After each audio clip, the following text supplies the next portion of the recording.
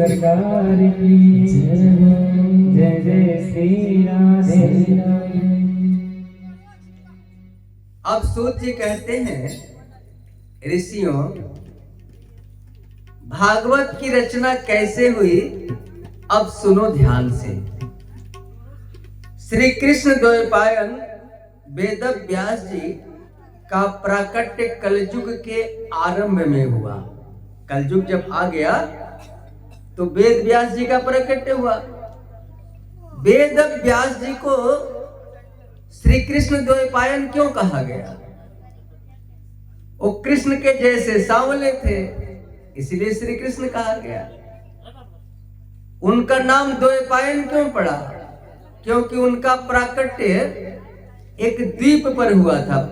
चर जिसको कहते हैं पानी में, चारों तरफ पानी, बीच में द्वीप, तो इसीलिए उनका नाम पड़ गया द्वैपायन। वेद व्यास, वेद का अर्थ होता है ज्ञान, अभ्यास का अर्थ होता है देने वाला, इसीलिए उनका नाम पड़ गया वेद व्यास। ये भगवान के कला अवतार है। 24 अवतार में एक अवतार ये भी आता है। कला अवतार 2 अवतार है 24 अवतार में, एक वेद व्यास जी का और दूसरा कपिल भगवान का। कला अवतार किसको कहते हैं? उस अवतार में भगवान लड़ाई झगड़ा नहीं करते, केवल ज्ञान दे के जाते हैं, इसलिए उस अवतार को कला अवतार कहा जाता है। वेद व्यास जी ने जब कलयुग पर नजर डाली तो कांप गए। ये कलिकाल इतना खराब होगा? कलयुग में मनुष्य के बुद्धि भी मंद, भाग्य भी मंद, दोनों खत्म। 2 आंख है, दोनों आंखें फूटी हुई। एक आंखें फूटी रहे तो हम देख लेंगे किसी तरह। अरे भाग्य मंद है तो बुद्धि के सहारे जी लेंगे, अब बुद्धि मंद है तो भाग्य के सहारे जी लेंगे। अब कलिकाल में दोनों मंद। अच्छा ये बताओ, यदि दोनों मंद नहीं होता तो आज इतना उल्टा पुल्टा जो हम लोग कर रहे हैं क्या करते बोलो? बेटा बेटी अपने माता पिता की बात नहीं मानता, उल्टे लोग हुक्म चलाते हैं माता पिता पर, अपने माता पिता को बेवकूफ समझते हैं। आजकल के बच्चे, माता पिता मोबाइल देते हैं कि जाओ बच्चा इसमें फिजिक्स केमिस्ट्री पढ़ना, और ये बच्चे तो दूसरे फिजिक्स केमिस्ट्री मोबाइल पर पढ़ने लगते हैं। दिन दिन भर, रात रात भर वो व्हाट्सएप, फेसबुक, राम राम। पढ़ाई जाए जहन्नुम में। फ्रेंडशिप, अरे मत पूछो, फेसबुकिया दोस्त बना लेते हैं बच्चे। ये बच्चे अपनी जिंदगी को सोचते ही नहीं है कि जब जवान होंगे, हमारा ब्याह होगा और ये डिस्को वाली आ जाएगी तो उसका भोजन कहां से देंगे? अरे इतनी मती मारी गई है कि मत पूछो भाई। हम तो बहुत जगह देखते हैं कम उम्र के बच्चे बच्चियां कुछ नहीं सोचती अपने आप को। ये बच्चे कुछ नहीं सोचते, भाग जाते हैं। आप प्यार का भूत जब उतरता है ना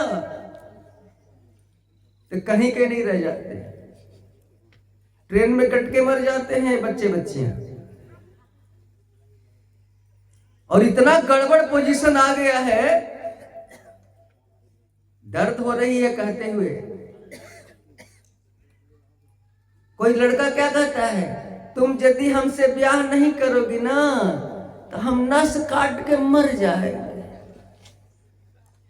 तो दूसरा बच्चा क्या कहता है, हम तो ट्रेन के आगे इंजन के सामने कूद जाएंगे। लो भैया। तीसरा क्या कहता है कि तुम ब्याह नहीं करोगे तो हम फांसी लगा लो। अब ये लोग भाग जाते हैं अरे भाई, जो अपने माता पिता को छोड़ सकता है और तुमको कब छोड़ देगा पता नहीं। कुछ दिन के बाद दूसरी मिलेगी, तुमको पहाड़ पर ले जाएगा कि चलो पिकनिक करने, हाँ? अब वहीं से धकेल देगा धक्का मार के, जय सिया राम। और नहीं तो तुम्हारा 32 टुकड़ा हो गया, राधे राधे।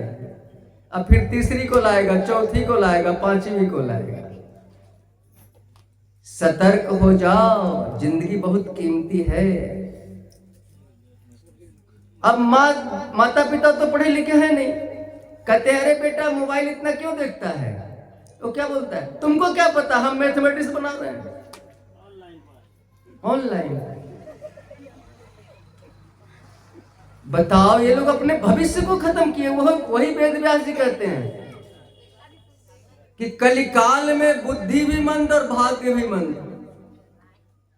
उन बच्चों से निवेदन करते हैं, भैया एक दिन माता पिता तेरे बुढ़े हो जाएंगे, माता पिता का होटल एक दिन बंद हो जाएगा, आज तुम तो फेसबुक के चक्कर में रह गए, काम तो कोई किए नहीं, और ऊपर से ब्याह हो गया।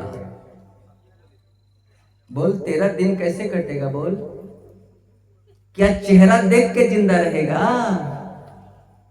चेहरा से भूख मिट जाएगी। तब क्या करना पड़ेगा अंतिम में? पढ़ाई तो तूने की नहीं, फेसबुक में रह गए, तब दोनों मिलके जाओगे पंजाब माथा पर टोकरी धोने के लिए।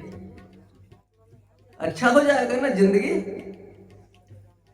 वेद व्यास जी ने भागवत में सब कुछ लिख दिया है। वही वेद व्यास ने सोचा कि नहीं नहीं, समाज के लिए कुछ करना चाहिए, कुछ ज्ञान दो कि ये बच्चे सुधर जाए। तो एक वेद को 4 टुकड़ा में बांटा व्यास जी ने ज्ञान देने के लिए। कितना मोटा कोई नहीं पढ़ सकेगा तो छोटा छोटा कर देते हैं। 4 वेद का नाम क्या है? ऋग्वेद, सामवेद, अथर्ववेद, यजुर्वेद। वेद में कोई कहानी थी नहीं, इसलिए लोगों ने पढ़ना पसंद नहीं किया। भाषा भी कठिन था। व्यास जी ने सोचा कि चलो एक सुंदर कहानी का निर्माण करते हैं और उसी में सारा ज्ञान डाल देंगे। तो पंचम वेद महाभारत बना दिया। चारों वेदों का ज्ञान महाभारत में डाल दिया कि लोग महाभारत को देखेगा, पढ़ेगा तो ज्ञानी बन जाएगा, और ज्ञानी बन जाएगा तो सही रास्ता पर चलेगा तो सुख भोगेगा। मोबाइल राक्षस है, इससे बच जाओ। हमारे पास भी मोबाइल है, देखो लाइव प्रसारण कर रहा है। आपको देखना हो कल का प्रोग्राम, परसों का प्रोग्राम, तो अपने मोबाइल पर देख लो। जीवन देवता चैनल को सर्च करो और मोहानी का कथा सुनो। हम भी तो मोबाइल रखे हुए हैं भैया। जीवन देवता चैनल पर आप कथा कभी भी सुन सकते हो, मोहानी की भागवत। इससे काम लो, नहीं तो ये राक्षस है। टॉर्च खा गया मोबाइल, रेडियो खा गया, टेप रिकॉर्डर खा गया, कैलकुलेटर खा गया, टीवी खा गया, तो तुमको कै मिनट लगेगा खाने में? तुमको भी खा जाएगा। प्रेम से बोलो राधे राधे। तो भैया इस भूत से सतर्क रहो, बर्बाद हो जाओगे। पंचम वेद महाभारत की रचना तो हो गई, लोगों ने महाभारत पढ़ना शुरू भी कर दिया। तब तक भ्रांति आ गई, महाभारत मत पढ़ो नहीं तो घर में लड़ाई झगड़ा हो जाएगा। अब तो व्यास जी ने माथा पर हाथ रख लिया कि जा, मेरा ये भी मेहनत फेल। काल अंधविश्वास। अरे महाभारत का मतलब क्या? जो भारत को महान बना दे, महाभारत बना दे, उस ग्रंथ का नाम महाभारत। महाभारत पढ़ो, महाभारत का सीरियल देखो B.R. चोपड़े का, रामायण का सीरियल देखो, जिंदगी सुधर जाएगी। अब तो महाभारत पढ़ना भी लोग बंद कर दिए। व्यास जी कहे कि अब कुछ करना चाहिए समाज के लिए। 17 पुराण का निर्माण किया। विष्णु पुराण, ब्रह्म वैवर्त पुराण, देवी भागवत पुराण, 17 पुराण का निर्माण किया। तब भी मन को शांति नहीं कि मैंने समाज के लिए कुछ नहीं किया। अपने आश्रम में बैठे थे, वो बद्रिकानाथ है ना, बद्री धाम, व्यास गुफा उधरे है। उस सम्याप्रास आश्रम का नाम है, सरस्वती नदी के किनारे है वेद व्यास जी का आश्रम। तीर्थ में लोग जाते हैं तो वहां भी जाते हैं। अपने आश्रम में बैठे थे, अब मन चिंतित था कि समाज के लिए कुछ हुआ नहीं। तब तक नारद जी प्रकट हो गए। नारद जी बोले, व्यास जी आपकी चिंता दूर हो जाएगी। कैसे प्रभु बताओ? तो आप भागवत पुराण की रचना करो, एक ऐसी ग्रंथ की रचना करो कि भगवान लिखा रहे हैं समाज कल्याण के लिए। और कह के नारद जी चले गए। वेद व्यास जी सरस्वती नदी में स्नान किया। ब्रह्म नद्याम सरस्वत्याम आश्रमः पश्चिमे तटे सम्याप्रास इति प्रोक्तम ऋषिनाम सत्रवर्धनम। और अपनी कुटिया में बैठ के ध्यान लगाई। भागवत की भागवती गंगा वेद व्यास के हृदय में प्रकट हो गई। वेद व्यास जी बोलते गए, गणेश जी लिखते गए और 18,000 श्लोक वाली भागवत की कथा तैयार हो गई। प्रेम से बोलो भागवत भगवान की। अब इन्होंने सोचा कि इसे सबसे पहले किसे सुनाया जाए। भागवत तो तैयार हो गई, पहले किसे सुनाया जाए? तो उनको उनका बेटा याद आ गया। व्यास जी के बेटा का क्या नाम था? सुखदेव जी। सुखदेव जी जन्म लेते जंगल तपस्या करने चले गए थे। वेद व्यास जी बेटा बेटा पुकारते रह गए, लेकिन मुड़ के नहीं देखा। वेद व्यास जी ने सोचा कि यदि भागवत सचमुच भगवान ने लिखाई है तो मेरे बेटे को भी भागवत ही वापस लौटाएगा। अपने चेला को भागवत का 2 श्लोक रटा दिए। अब बोले जाओ जंगल में गुनगुनाओ, कृष्ण की कृपा होगी तो मेरा बेटा आ जाएगा। चेला 2 श्लोक को जंगल में गुनगुनाने लगे। सुखदेव जी के कान में श्लोक पड़ी, निर्गुण ब्रह्म के समाधि में थे, उठ के खड़े हो गए। चेला से बोले, अरे भाई कुछ और सुनाओ। इतना सुंदर भगवान का रूप, मुरली मनोहर छैल छबीला मोर मुकुट वाला, और सुनाओ। तो चेला लोगों ने कहा, भैया हम तो 2 जानते हैं, अधिक सुनना है तो पिता मेरे गुरु जी के पास चलो। आगे आगे चेला, अब पीछे पीछे सुखदेव जी। सुखदेव जी को जब वेद व्यास ने देखा, गदगद हो गए कि जय हो भागवत महापुराण, तूने मेरे बेटे को मिला दिया। उनका बेटा उनके पास पहुंचा, प्रणाम किया पिता को, और पिताजी से कहा कि पिताजी और सुनाओ। तो पिताजी बोले, पहले मेरा चेला बनो। तो चेला बन गए सुखदेव जी, अपने बाप गुरु बेटा चेला, और भागवत की कथा सुनाई। और समय पाने पर वही सुखदेव जी परीक्षित को भागवत की कथा सुनाई। इसके बाद सुखदेव जी सूत जी से सोनक जी फिर प्रश्न करते हैं। एक प्रश्न किया कि भागवत का निर्माण कब हुआ, तो उत्तर दिया। दूसरा प्रश्न करते हैं कि सुखदेव जैसे परमहंस महाज्ञानी जो मां के पेट में 12 वर्ष रह गए थे, कथा आगे सुनाएंगे हम, तो जो ब्रह्म ज्ञानी है, ब्रह्म ज्ञानी है, किसी ब्रह्म ज्ञानी को सबसे पहले सुना था, तो परीक्षित को ही क्यों सुनाया सुखदेव जी ने कथा? और क्या दूसरे को नहीं सुना सकते थे? और सुखदेव जी तो एक जगह उतने देर ही ठहरते थे जितना देर गाय दुहने में समय लगता है। तो 7 दिन परीक्षित के पास कैसे बैठे रह गए कथा सुनाने के लिए? सूत जी बताइए। तब सूत जी कहते हैं, सुनो ऋषियों, आपने बहुत सुंदर प्रश्न किया है, हम उत्तर देते हैं।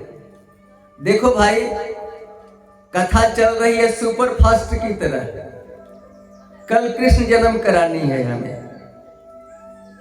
आप बिल्कुल सावधान रहना, जरा सा सावधानी हटी दुर्घटना घटी। इसलिए कथा जब सुपर फास्ट की तरह चले तो श्रोता को बहुत सावधान हो जानी चाहिए। हमारा प्रयास है कि कुछ न कुछ कहते हुए धीरे धीरे आगे बढ़े। तो सूत जी कहते हैं, यदा मृगे कौरव सृजन्यानाम वीरेश्वर वीर गतिम गतेषु वीरकोदरा विघ्न गदा विमर्श भग्नो रुदंदे धृतराष्ट्र पुत्रे। ध्यान से सुनिएगा। महाभारत का युद्ध समाप्त हो गया था।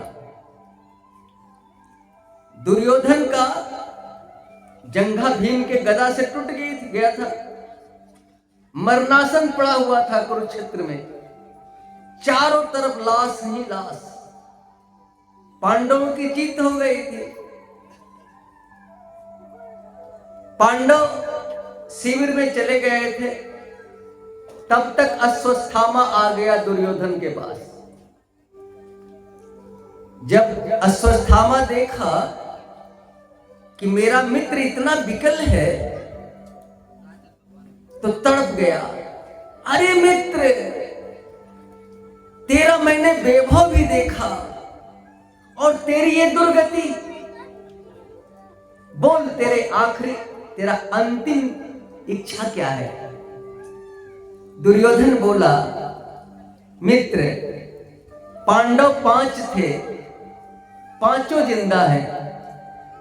हम 100 भाई थे, 100 भाई मर गए। पांचों में से कोई एक भी मर जाता, इस आत्मा को थोड़ी शांति मिलती। अश्वत्थामा बोला, चिंता क्यों करते हो मित्र, अभी 5 का सर काट के लाते हैं, 5 पांडव का। चल दिया। काग उल्लू का न्याय अश्वत्थामा के समझ में आया। जैसे एक कौआ दिन में सारे उल्लू पर विजय प्राप्त कर लेगा। एक कौआ, उल्लू को तो दिन में दिखाई नहीं पड़ता। यही दिमाग लगाया अश्वत्थामा कि 5 पांडव तो शिविर में सोए होंगे, जाके सर काट के लेके चले आएंगे। चल दिया। आज जिसको भगवान बचाना चाहे कोई मार सकता है? भगवान कृष्ण क्या बोले कि अरे भाई, आज विजय की रात है, चलो जश्न मनाएंगे। शिविर से 5 को लेकर बाहर चले गए। द्रौपदी क्या की कि अपने 5 बेटा को उस 5 बिछावन पर सुला दी। पांडवों के 5 बिछावन पर, 5 बेड पर। अब 5 पांडव के पुत्र अपने पिता जैसे थे। अश्वत्थामा अंदर गया, अब 5 बच्चों का सर काट लिया और लेके दुर्योधन के पास पहुंच गया। इधर जब आई द्रौपदी तो देखी कि 5 बच्चों का सर नहीं, छाती पीट पीट के रोने लगी। और उधर अश्वत्थामा जब गया तो दूर से दुर्योधन देखा 5 सर, खुश हो गया कि मेरे शत्रु मारे गए। जब नजदीक अश्वत्थामा आया तो विकल हो गया दुर्योधन। अरे मित्र, ये तूने क्या किया? ये पांडव नहीं है मित्र, ये तो पांडव पुत्र है मित्र। तूने तो पानी देने वाले को भी मार डाला। मरने के बाद पानी पीतर को दिया जाता है, तूने तो पूरे खानदान को साफ कर दिया। अश्वत्थामा डर गया कि यदि पांडव जिंदा है तो वो हमें नहीं छोड़ेंगे। भागा, जान बचा लो किसी तरह, क्योंकि महाभारत में सब लोग मारे गए, 2-4 लोग जिंदा रह गए, तो उसमें से एक हम भी हैं। इधर तब तक 5 पांडव आ गए। द्रौपदी चित्कार पार के रो रही थी। अर्जुन धनुष उठा के संकल्प कर लिए, द्रौपदी चिंता मत करो, जो तेरे पुत्रों को मारा है उसे तेरे सामने मृत्यु दंड देंगे। रथ पर बैठ गए तो कृष्ण सारथी बन गए। हवा के वेग की तरह रथ गया। अश्वत्थामा ब्रह्मास्त्र चला दिया अर्जुन पर बचने के लिए। अर्जुन घबरा गए कि सरकार, ये तो ब्रह्मास्त्र चला दिया हमें मारने के लिए। भगवान बोले तुम भी ब्रह्मास्त्र चला दो, क्योंकि अश्वत्थामा को ब्रह्मास्त्र चलाना तो आता है, लौटाना नहीं आता। और तुम्हें तो लौटाना भी आता है। अर्जुन ब्रह्मास्त्र चलाया,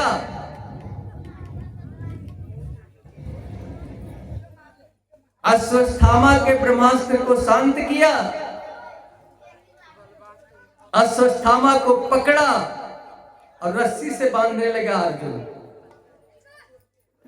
भगवान बोले बांध क्यों रहे हो, यही मार दो। कहां लेके जा रहे हो आतंकवादी को? खेला खत्म करो। वहां लेके जाओगे, भैया तेरे राजा हैं, कोर्ट में केस चलेगा, अब कब फांसी होगी पता नहीं। कहां लेके जा रहा है, मार नहीं। अर्जुन बोले सरकार, द्रौपदी को मैंने वचन दिया है कि तेरे सामने मारेंगे। भगवान बोले जैसी तेरी मर्जी। यहीं पर अर्जुन ने कृष्ण की बात काटी है, भगवान की बात काट रहे हैं। ये तो समझ रहे हैं कि ये मेरा भाई है कृष्ण।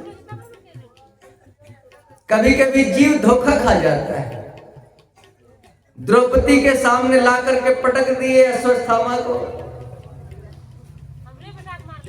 और द्रौपदी जही देखी कि ये तो गुरु का पुत्र है, द्रौपदी बोली अरे अर्जुन इसे छोड़ दे, मत मार, गुरु का बेटा गुरु जैसा होता है। मुच्यताम मुच्यताम वेश ब्रह्मणो नितराम गुरु, इसे छोड़ दे। मेरे तो पति है, पति के सहारे जी लेंगे। इसके तो पिता भी मर गए हैं, इसकी मां कृपी कैसे जिएगी, इसे मार दोगे तो, इसे छोड़ दो। अब युधिष्ठिर और द्रौपदी कह रही है कि अश्वत्थामा को छोड़ दो। अर्जुन संकल्प ले लिए हैं कि द्रौपदी तेरे सामने मारेंगे। भीम कह रहे हैं अर्जुन तुम छोड़ दोगे, लेकिन अश्वत्थामा मेरे गदा से नहीं बचेगा। अब तो पांडव परिवार 2 गुट में बट गया। एक तरफ युधिष्ठिर कहते हैं छोड़ दिया जाए, और भीम कहते हैं मार दिया जाए। अर्जुन पहुंचे कृष्ण के पास कि सरकार अब क्या करें। भगवान बोले हम तो पहले कहे थे कि कहां ले जा रहे हो आतंकवादी को, राजा के पास। कोर्ट में ले जाओगे तो अब तो मुकदमा होगा ना, हम तो पहले कह रहे थे। सरकार अब क्या करें।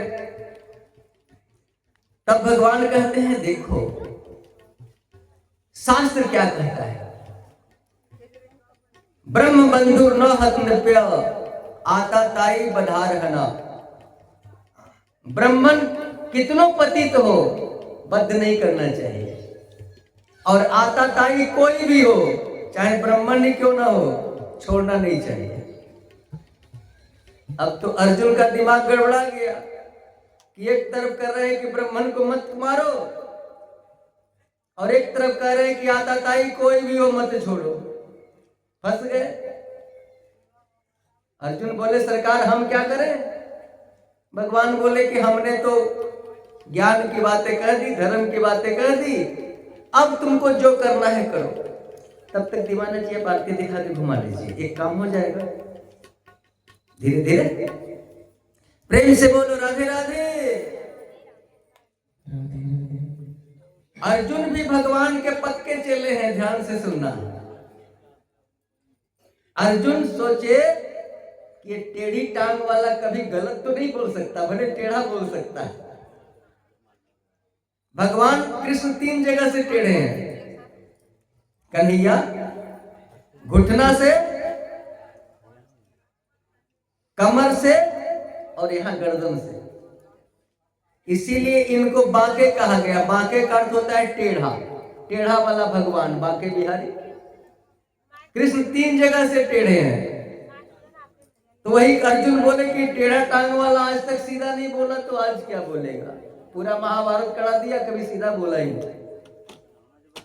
सोचते जा रहे हैं। अर्जुन को याद आ गया कि भगवान ने कहा था कि 3 का बद्ध नहीं करना चाहिए। ए बाबू, ए चुप रहो। 3 को बद्ध करना है,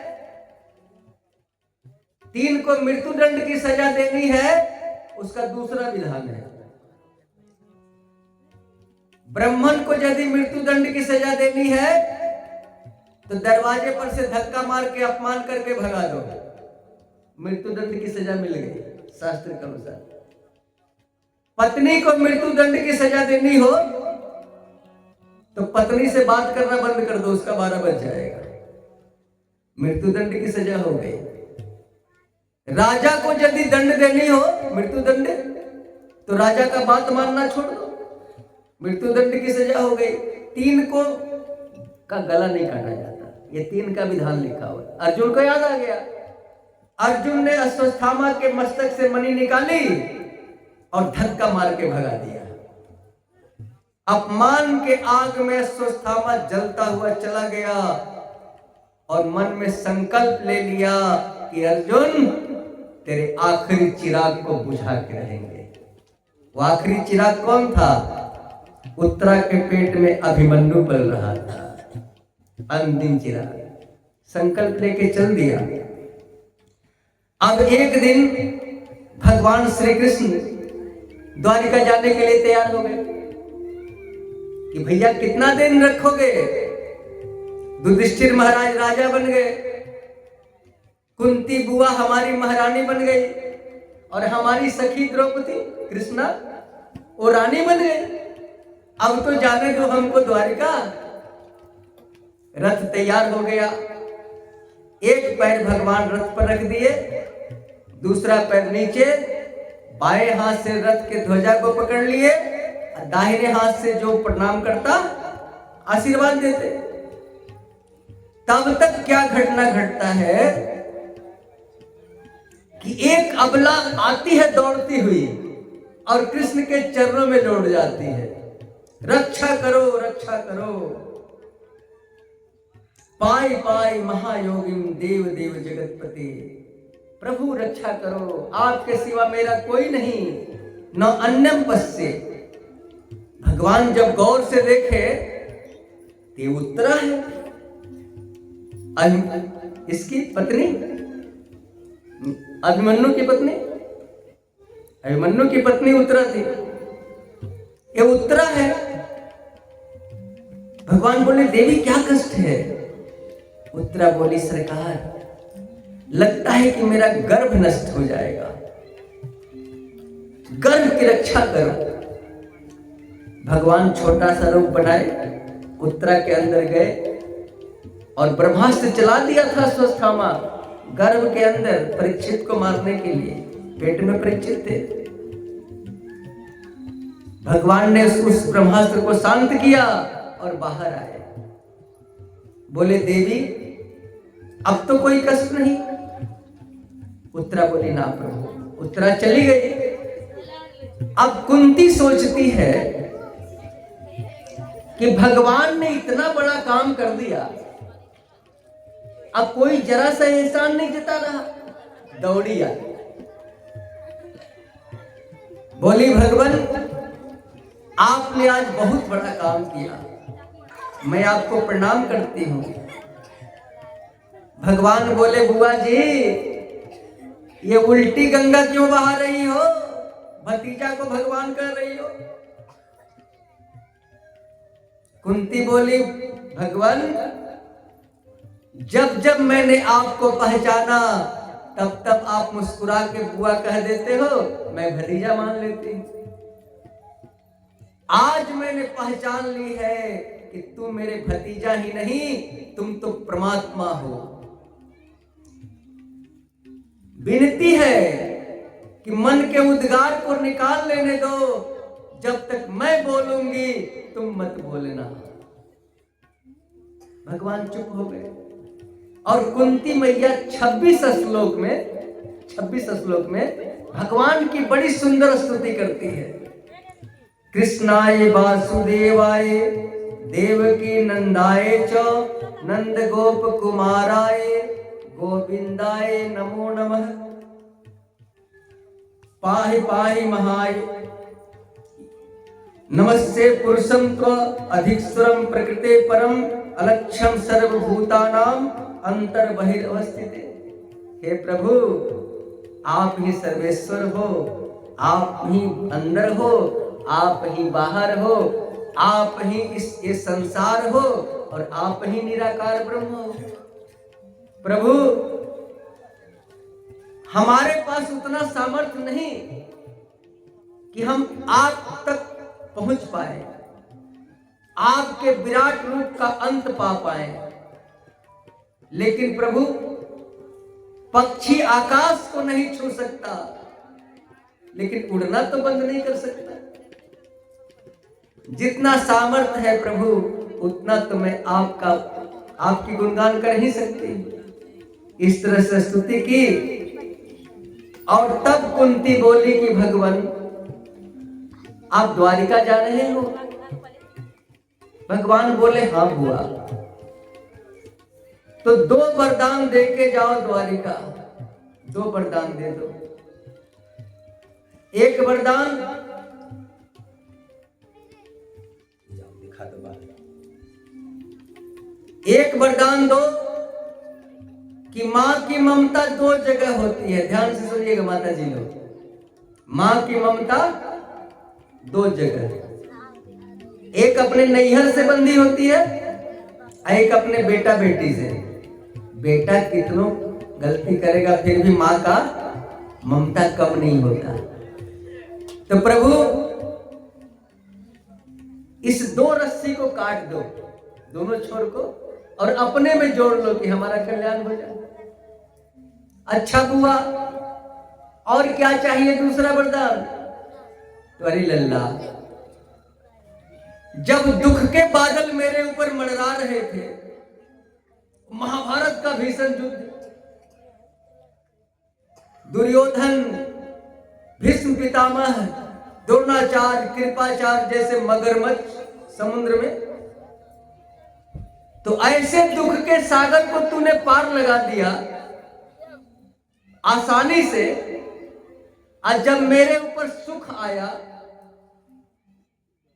मैं जब महारानी बनी, तो तू कहता है मैं द्वारिका जाऊंगा।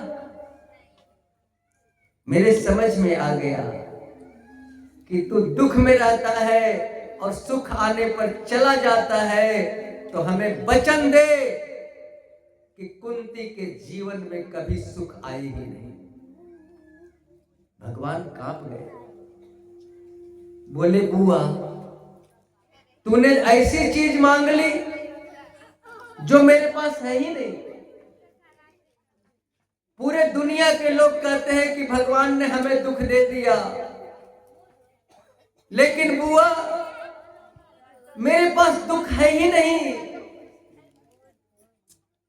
तो हम दुख देंगे कैसे? बोल बुआ, मेरे पास दुख नहीं है।